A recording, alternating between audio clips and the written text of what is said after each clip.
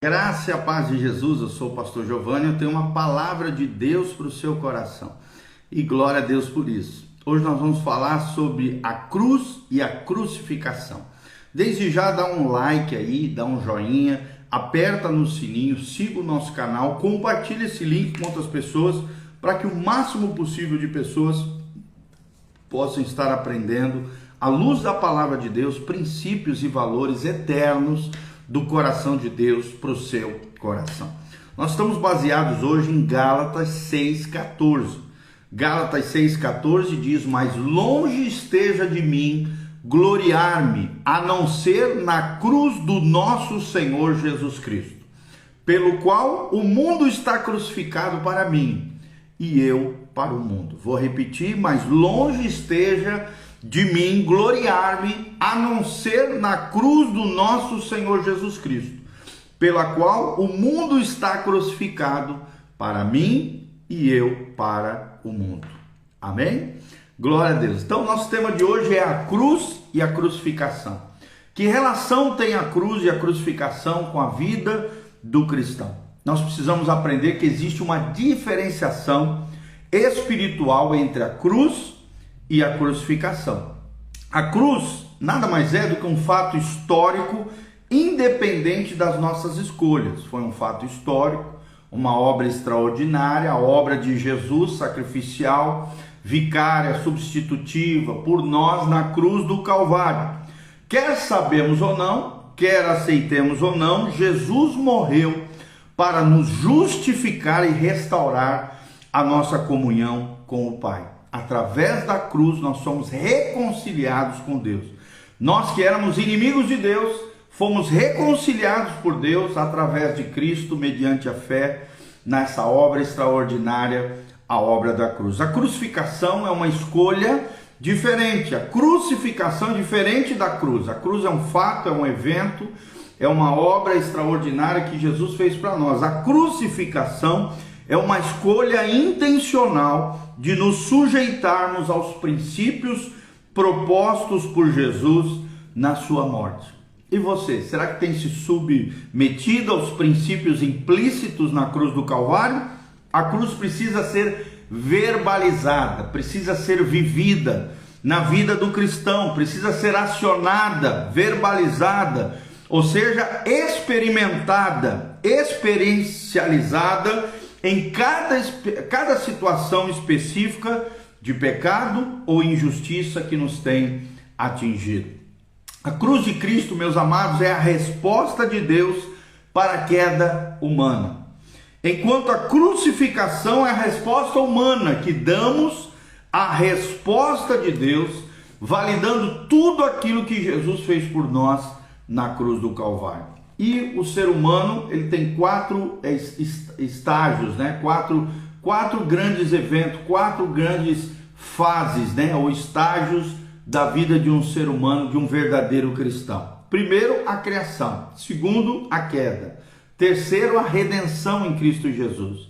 E em quarto lugar, todo cristão, todo verdadeiro filho de Deus vai experimentar no futuro ainda o que a Bíblia chama de glorificação. Também é chamado pelos teólogos de consumação. Vou repetir: criação, queda, redenção e glorificação. São as quatro fases de um verdadeiro cristão.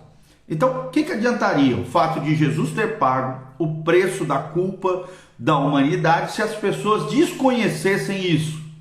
Não teria sentido nem razão. Portanto, ter direito à salvação não significa ter a salvação.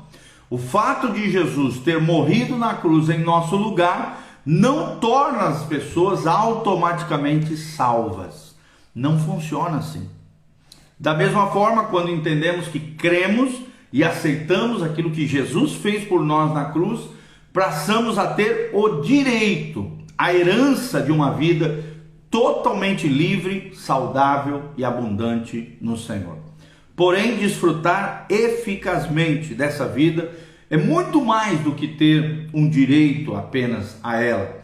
Apesar de todo crente ter o direito a uma vida totalmente livre, na verdade poucos a têm. Por quê? Porque nem todos assumem uma aliança e um compromisso com o libertador, que é Jesus Cristo. A Bíblia diz: e conhecereis a verdade, e a verdade vos libertará. Se o Filho vos libertar, verdadeiramente sereis livres. João 8, 32 e 36. Então, existe sim uma distância entre ter o direito a uma vida livre e realmente experimentar uma vida liberta, livre no Senhor Jesus. Esta é a mesma distância entre a cruz e a crucificação. A cruz é o fato, é a obra de Jesus. A crucificação é um processo de libertação na vida do crente. A cruz de Cristo, ou seja, o evento histórico da morte de Jesus, só é validado quando temos a disposição voluntária de interagirmos com os princípios de vida propostos na crucificação. Será que você está disposto a viver isso que Paulo fala em Gálatas 6,14? Mas longe esteja de mim gloriar-me, a não ser na cruz do nosso Senhor Jesus Cristo. Aqui é a cruz, é o fato, pelo qual o mundo está crucificado. Aqui nós vemos a crucificação, o processo, para mim e eu para o mundo, pela qual o mundo está crucificado para mim e eu para o mundo. Será que você tem crucificado a sua vida para o mundo e para você mesmo? Lembre-se o que diz Jesus. A Bíblia diz: aquele que quer ser meu discípulo, negue-se a si mesmo, tome a sua cruz e siga-me. Será que você tem negado a si mesmo? Será que você tem tomado a sua cruz? Será que você tem seguido os passos, o exemplo, o modelo, o estilo de vida de Jesus? É sobre isso que nós estamos falando. E aí vamos falar do primeiro princípio de crucificação na vida do crente, que é o princípio da transparência e da reconciliação.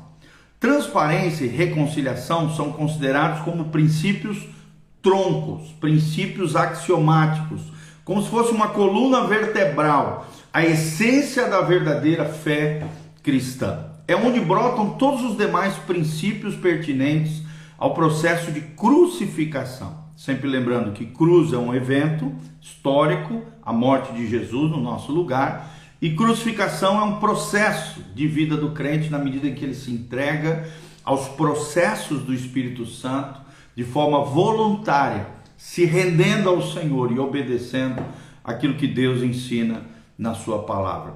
Quando nós tratamos de transparência e reconciliação, o nosso texto básico é 1 João 1,7. Mas se andarmos na luz, como Ele na luz está, temos comunhão uns com os outros, e o sangue de Jesus, seu Filho, nos purifica de todo o pecado. Olha que coisa linda, que Deus quer que você ande na luz, que você esteja na luz, que você tenha comunhão com Deus e com os seus irmãos e com as pessoas que você ama e com os seres humanos de forma geral. E que o sangue de Jesus, seu Filho, aí então, se andarmos na luz, tivermos comunhão, no versículo 9 diz: se confessarmos os nossos pecados, Ele é fiel e justo para nos perdoar de toda a iniquidade. Confissão, arrependimento, transparência, integridade, andar na luz, fala de tudo isso. Ter comunhão, aí sim o sangue de Jesus, seu Filho, Filho amado de Deus, o nosso irmão mais velho, nos purifica de todo o pecado. Então o contexto básico aqui não é apenas perdão, mas sim purificação.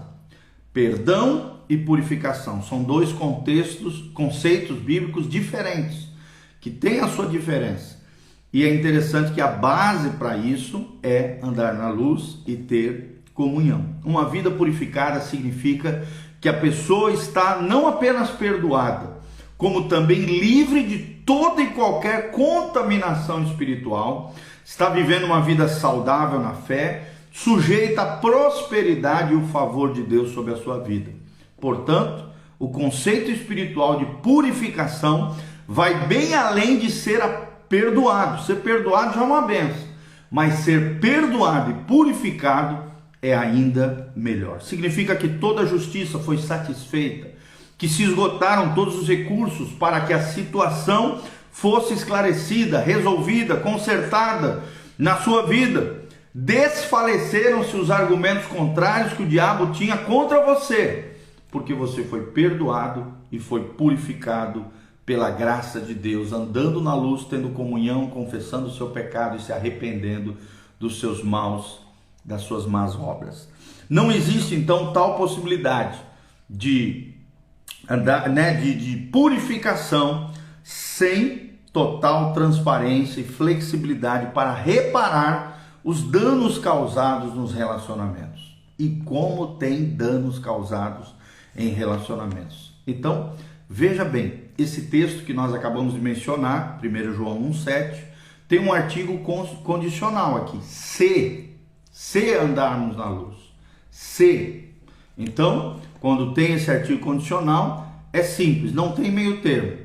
Ou você é ou você não é, ou você tem ou não tem. Se você exercita transparência e reconciliação, o sangue de Jesus te purifica de todo o pecado. Isso precisa ser desmistificado na vida de muitos cristãos. Se você não exercita transparência e reconciliação, por mais que você tenha invocado verbalmente o sangue, o nome de Jesus, isso não vai libertá-lo da contaminação agregada. Ainda permanece o respectivo crédito de injustiça acumulado que sustenta os argumentos de Satanás contra você. Ou seja, é necessário ter comunhão com os seus irmãos e é necessário ter transparência total, andar na luz, para que a plenitude daquilo que Deus quer para você venha sobre a tua vida. A purificação e o perdão dos nossos pecados. O nome de Jesus ou o sangue do seu sacrifício não funcionam como uma espécie de amuleto ou uma palavra mágica que nos salva ou nos protege, independentemente do nosso relacionamento com Deus e com os valores que Ele mesmo estabeleceu para tal. Então, lembre-se disso, o nome de Jesus e o sangue de Jesus não são amuletos, não são palavras mágicas que nos salvam ou protegem. Elas só funcionam com aqueles que têm uma vida de confissão, arrependimento, uma vida de andar na luz e uma vida de comunhão uns com os outros. Deus é um Deus de princípio. Ele não faz nada sem ter como base os princípios e valores do reino de Deus. Tá bom? Então nós vimos hoje o primeiro princípio implícito na cruz. Vimos a diferença entre a cruz, que é o evento de Jesus lá na cruz do Calvário, e o processo chamado crucificação. Tudo isso baseados em Gálatas 6:14. Que você compreenda isso como cristão. Que você se glorie no evento da cruz, mas também viva e vivencie o processo de santificação através da crucificação. Porque pela qual o mundo está crucificado para mim e eu para o mundo. E que a nossa glória seja a cruz de Cristo. E que o mundo e as coisas mundanas, pecaminosas, sejam banidas da nossa vida através da confissão, do arrependimento, da transparência de andar na luz e da comunhão com os nossos queridos irmãos, tá bom? Deus abençoe você, tua casa, tua família. Quero mandar um abraço para o meu irmãozão Rafael, a Franci Veloso, a Patrícia Feitosa, a Cá Godoy, todos vocês que estão aqui online conosco, a Carolina Makeup, a Adeline Bueno, o André Martins, querido. Que Deus abençoe cada um de vocês. Vocês chegaram agora no final, é só clicar novamente nesse vídeo e assistir todo o vídeo. Hoje nós falamos sobre a cruz e a crucificação, tá bom? Tamo junto aí, manão, em nome de Jesus. Que Deus abençoe cada um de vocês. Feche os seus olhos, coloque a mão no seu coração. Quero orar pela sua vida. Desde já quero deixar um convite para você nesse final de semana, sábado à noite, às 19 horas. No domingo de manhã, às 9 horas, nós vamos ter um curso bíblico sobre as 7 festas de Israel e o seu apontamento para Jesus. Vai ser uma bênção em nome de Jesus, você pode ter certeza. Venha estar conosco, link de descrição, tem todas as informações da nossa igreja, horário de culto, todas as informações estão aí embaixo no link de descrição. Se você também sentir no coração o desejo de semear, ofertar, exercer a sua generosidade nesse ministério, na nossa igreja, na nossa vida, na nossa família pastoral, aqui no link de descrição tem todas as informações de como fazer isso. Desde já, deixe seus comentários, dá um like, dá um joinha, aperta aí, Compartilhe esse link com outras pessoas, quem sabe as pessoas precisam ouvir essa mensagem para abençoar suas vidas e seus corações. Eu quero terminar abençoando a sua vida. Pai, no nome de Jesus, nós colocamos a vida dos nossos irmãos diante do teu altar, diante do Senhor. Pedimos a tua graça sobre cada um deles, que possamos nos gloriar no grande evento que aconteceu há 2000 anos atrás, a morte vicária de Jesus Cristo, a cruz de Cristo que nos salvou, nos libertou, nos restaurou, nos reconciliou com Deus. Mas também possamos viver o processo lindo de santificação, chamado de crucificação, mortificação para o pecado e o mundo. Pai, que possamos compreender essas duas verdades, que possamos viver também em transparência e reconciliação, assim como ensina a tua palavra em 1 João capítulo 1, versículo 7, que possamos viver na transparência, na reconciliação com os nossos irmãos, em comunhão, sendo purificados e perdoados pelo sangue de Jesus, o Filho amado de Deus, o nosso Senhor e o nosso Salvador. Abençoa cada um dos meus irmãos nas suas necessidades gerais, prospera, derrama a tua glória, a tua graça, conserta o que tiver que consertar na vida de cada um deles, abençoa, multiplica as tuas bênçãos, promessas, graças, glória. Ó Deus, liberta os cativos, cura os enfermos, sara os feridos e manifesta o teu poder, a tua unção, o teu cuidado, o teu amor e a tua graça, as riquezas da tua graça sobre cada um deles. É o que nós te pedimos de todo o coração, em o nome de Jesus. Amém e amém. Grande abraço, Patrícia. Deus abençoe. Glória a Deus. Um bom dia para você e que a graça e a paz do Senhor esteja sobre a vida de cada um de vocês.